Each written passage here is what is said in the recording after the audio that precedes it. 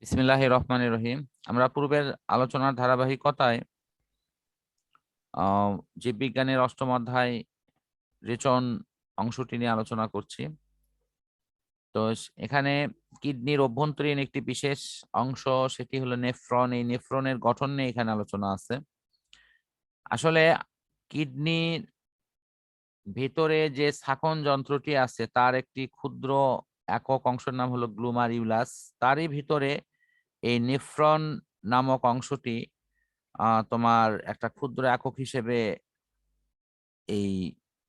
এটি শাসনের কাজটি সম্পূর্ণ করে। রক্তের ভিতরে প্রবেশ করলে সেটি এই গ্লুমারিউলাসের মধ্যে কিন্তু শাসন অংশটি কাজটি করে। যে এই শাসন অংশটি কিভাবে কাজ করে, আমাদের ভাদ্র আশ্বিন মাসের দিকে আমাদের গ্রাম অঞ্চল দিকে বা অনেক সময় শহর অঞ্চলের দিকে আমরা তাল কিন্তু নিয়ে এসে এই তালটাকে যখন ছাঁকা হয় তখন একটা বিশেষ জালির ওপরে তুলে এটিকে কিন্তু বারবার ঘষা হয়।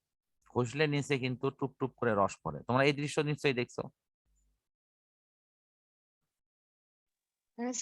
আচ্ছা আচ্ছা, ঠিক এটাও অনেকটা ঠিক সেম প্রক্রিয়া। এখানে তুমি যদি খেয়াল করো, এইখানে একটা রক্ত জালক আছে। রক্তের ওই জালকের মধ্যে রক্তটা সঞ্চালিত হওয়ার সময় ওখানে সিস্টেমটা এমন ভাবে তৈরি করা আছে যে ওর ভিতর থেকে তোমার রক্তের মধ্যে যে অতিরিক্ত ইউরিয়া, ইউরিক অ্যাসিড সমৃদ্ধ যে জলীয় অংশটি আছে সেটা কিন্তু এই জালকের ভিতরে যাওয়ার সময় ওই রকম মানে রসগুলো সেখান থেকে বিচ্ছিন্ন হয়ে এই যে নিচে যে ক্যাপসুল অংশটা দেখিচ্ছে, এটা এটা এটার মধ্যে জমা হয়।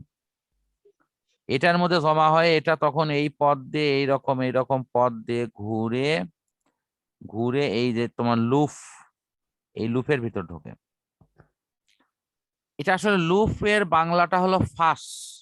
কোনো কিছুর বাঁকা অংশটি যখন এইরকম সিস্টেমে থাকে যে তাকে একটা বিশাল মানে তোমার চক্রাকার পথ অতিক্রম করে আবার পূর্বের অবস্থানে আসা যায়। যেমন দেখো, এই পথটা কিন্তু সোজা এইদিকে থাকতে পারত, কিন্তু সোজা নাই। এই কেন এরকম বাঁকা আছে? বাঁকা থাকার পিছনেও কোনো কারণ আছে, যে প্রস্রাবের অংশটি এরকম আঁকা বাঁকা পথে এসেই কিন্তু এটি মূল মানে তোমার যে সংগ্রাহক নালী সেখানে প্রবেশ করে। এই জন্য এটা দেখতে অনেকটা ফাঁসের মতো। অর্থাৎ আমরা ফাঁস বলতে কিন্তু এইরকম কোনো কাঠামো বুঝে থাকি, এরকম কাঠামোকে বলা হয় ফাঁস। এটাকে আমরা আমাদের বিজ্ঞানের ভাষায় বলি লুফ, আমাদের স্থানীয় ভাষায় আমরা ফাঁস বলি। তো এই ফাঁস মানে হলো এই যে অনেক সময় আহ দেখা যায় যে আবেগী ভুল সিদ্ধান্তে অনেকে গলায় ফাঁস দিয়ে ফেলে, যদিও আমরা এটা অনাকাঙ্ক্ষিত বলে থাকি। সে ঠিক সেইটার মতো একটা বিষয়, ভাষাটা কিন্তু ওখান থেকে আসছে, লুফ।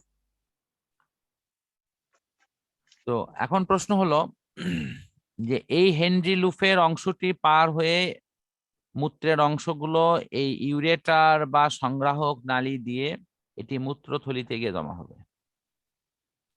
এখানে যে অসংখ্য কৈশিক জালিকা এবং অসংখ্য নালী আছে, এই বিষয়গুলো কিন্তু আমাদের মাথায় নিতে হবে।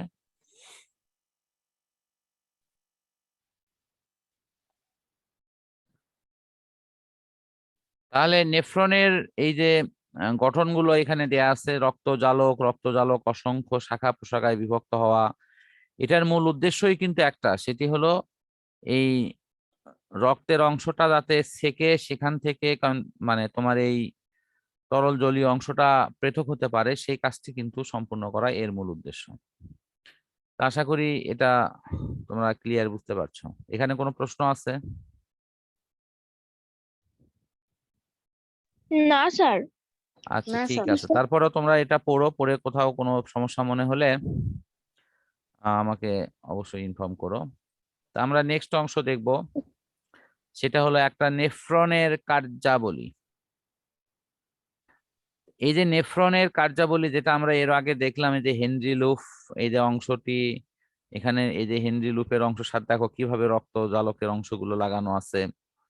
এবং এখানে একটা জিনিস খেয়াল করো, যে রক্তের অংশটা যখন ইন করছে,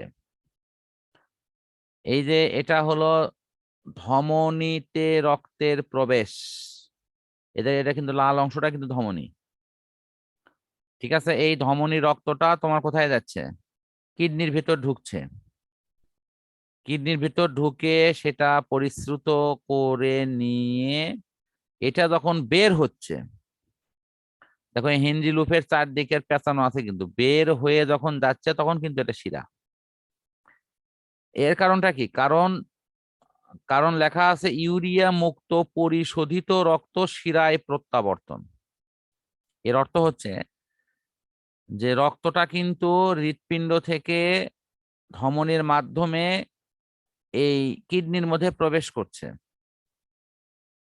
প্রবেশ করার পর কিডনি এই রক্তকে সেকে নেয়ার পরে যখন তোমার এই যে পরিশোধিত রক্ত অর্থাৎ ইউরিয়া, ইউরিক অ্যাসিড এবং আরো যে বর্জ্য পদার্থগুলো আছে সেগুলো পরিশোধন করার পর রক্তের মূল এবং একদম ক্লিন অংশটা আমাদের শিরায় ফিরে আসে। এই শিরায় ফিরে আসা রক্তর অংশটা কিন্তু সারা দেহে সঞ্চালনের জন্য উপযুক্ত হয়। কারণ এই রক্তটা যখন আবার হৃৎপিণ্ডে ফিরে আসে তখন হৃৎপিণ্ড কিন্তু এই বিশুদ্ধ রক্ত পায়, এই বিশুদ্ধ রক্তই কিন্তু সারা দেহে সঞ্চালিত কাজকর্মের জন্য সে উপযুক্ত হয়। এখন যদি দূষিত পদার্থ সহ যদি এটা হৃৎপিণ্ডে আবার ব্যাক করতো, তাহলে হৃৎপিণ্ড আবার এই মূত্রযুক্ত ইউরিয়া ইউরিক অ্যাসিড যুক্ত রক্তগুলো সারা দেহে সঞ্চালন করতো, ফলে ওই রক্তটার যে স্বাভাবিক কার্যকারিতা সেটি কিন্তু আস্তে আস্তে কমে যেত। তো যাই হোক, এই এই বিষয়গুলো কিন্তু এখানে আমাদের মনে রাখতে হবে। এই যে রক্ত থেকে কিভাবে উপকরণগুলো পৃথক হচ্ছে, কি কি উপকরণ পৃথক হচ্ছে, এগুলো কিন্তু নৈবেত্তিকের জন্য আমাদের খুবই গুরুত্বপূর্ণ। বিশেষ করে নৈবেত্তিকে তোমার এই দুটি শব্দ কিন্তু প্রায়ই আসে, ইউরিয়া এবং হলো ইউরিক অ্যাসিড। এই দুটো জিনিস অবশ্যই মনে রেখো। তা আমি তাহলে এই অংশটিও ক্লিয়ার করছি। তাহলে আমাদের এখানে এ পর্যন্ত বড় প্রশ্ন হিসেবে আসার মতো কিন্তু দুটো প্রশ্ন হলো। একটি হলো বৃক্কের গঠন, আর একটা হলো নেফ্রন এর গঠন অথবা কার্যাবলী অংশটি।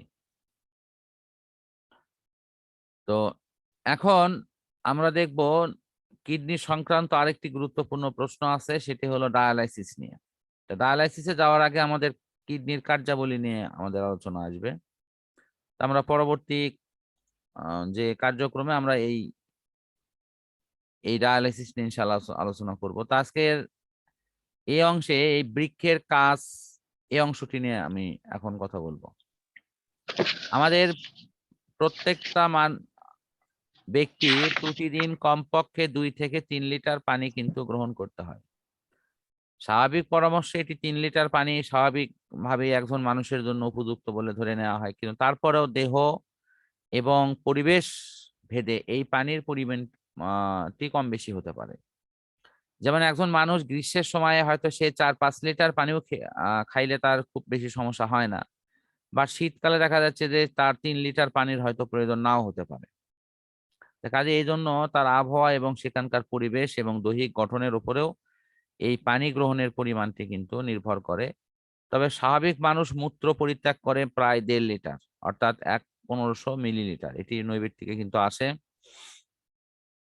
এখন মূত্রের মধ্যে কি কি থাকে? ইউরিয়া, ইউরিক অ্যাসিড, অ্যামোনিয়া, ক্রিয়েটেনিন ইত্যাদি নাইট্রোজেন ঘটিত দ্রব্য। এখানে দুইটা পদার্থ দিকে একটু মার্ক করো। একটা হলো নাইট্রোজেন ঘটিত যে দূষিত পদার্থগুলো সেটার দিকে একটা মার্ক করো, আর একটি হলো ইউরিয়া, ইউরিক অ্যাসিড। এগুলো সরাসরি নৈবেদ থেকে কিন্তু সেট আপ হয় এইখানে এই 4টি পদার্থ। আর এটার কমন নাম হলো নাইট্রোজেন ঘটিত পদার্থ। এগুলো শরীরের জন্য খুবই অপ্রয়োজনীয় এবং ক্ষতিকর বর্জ্য পদার্থ হিসেবে কিন্তু অতি দ্রুত এই কিডনি বা বৃক্কের মাধ্যমে এগুলো অপসারণ করা প্রয়োজন। আর এই কাজে একমাত্র কিডনির ভিতরে নেফ্রন নামক একটি জটিল অংশ এই কাজটি সম্পূর্ণ করে থাকে। তারপরে সংগ্রাহক নালীর অংশের মাধ্যমে এটি সংগ্রহ হয়ে তোমার ইউরেটারে আসে। এটি যখন প্রবেশ করে সেখান থেকে মূত্রথলিতে আসে। এটি সাময়িকভাবে মূত্রটা জমা হয়। যখন একটা নির্দিষ্ট সময় পর এই মূত্রথলিটা তোমার পরিপূর্ণ হয় তখন মূত্র ত্যাগের ইচ্ছা জাগে এবং আমরা তখন এটি দেহ থেকে নিষ্কাশনের জন্য প্রয়োজনীয় ব্যবস্থা গ্রহণ করে থাকি। এই মোটামুটি কথা। মানব দেহে সাধারণত সোডিয়াম, পটাশিয়াম, ক্লোরাইডের এগুলো নিয়ন্ত্রণ করে। মানব দেহে রক্তচাপ নিয়ন্ত্রণ এবং পানি ও অম্ল ক্ষারের ভারসাম্য রক্ষা করা এটি একটি প্রধান কাজ। এখানে একটি কথা বলতে হবে যে সোডিয়ামের লবণ রক্তচাপ বৃদ্ধি করে, বাট সোডিয়াম ছাড়া অন্য লবণ কিন্তু রক্তচাপ কিন্তু এভাবে বৃদ্ধি করে না। এই জন্য আমাদের খাদ্য লবণ খাওয়ার ক্ষেত্রে আমাদের কিন্তু সতর্ক করা হয়। যাদের উচ্চ রক্তচাপ আছে তাদের ক্ষেত্রে অতিরিক্ত লবণ, অনেক সময় অনেকে আমরা বলি যে কাঁচা লবণ খাওয়া যাবে না, তো কেউ কেউ বলে যে কাঁচা লবণ খাওয়া যাবে না, তাহলে লবণটা একটু ভেজে ভেজে খাই। আসলে আমি এটা ডাক্তারি আলোচনায় শুনেছি যে ভেজে খাওয়া হোক আর ওই কাঁচাই খাওয়া হোক, এটি অতিরিক্ত কোনো ক্রমেই খাওয়া যাবে না। তো এখানে কাঁচা লবণ খাওয়া যাবে না এই কথাটি লেখা হয় এই কারণে যে তরকারিতে লবণটা দেওয়ার পরেও যখন কেউ অতিরিক্ত অংশ ভাতের সাথে নিয়ে খায় তখন সেটাই তো কাঁচা লবণ বলা হয়। তো লবণ কাঁচাই হোক আর পাকাই হোক সেটা তো লবণই থাকে। তো কাজে আমাদের মধ্যে অনেকের একটা ভুল ধারণা আছে যে লবণ কাঁচা খাওয়া যাবে না, কাজে ভেজে খাওয়া লাগবে। বুঝতে পারছো কি? তো এটি কিন্তু কোনো ক্রমে অতিরিক্ত খাওয়া যাবে না। এবং কিডনিকে ভালো রাখার জন্য আমাদের সবচেয়ে বেশি যে কাজটি করা উচিত, যেটা আমরা পরবর্তীতে হয়তো করব, সেটি হলো আমিষ জাতীয় খাদ্য পরিমিত খাওয়া এবং শাকসবজি, ফলমূল এগুলো বেশি খাওয়া। তো তাহলে আমাদের এই বৃক্ষের কাজের অংশটি মোটামুটি এখানে শেষ করছি। আমরা এরপরের অংশটি পরবর্তী কার্যক্রমে ইনশাল্লাহ পড়বো।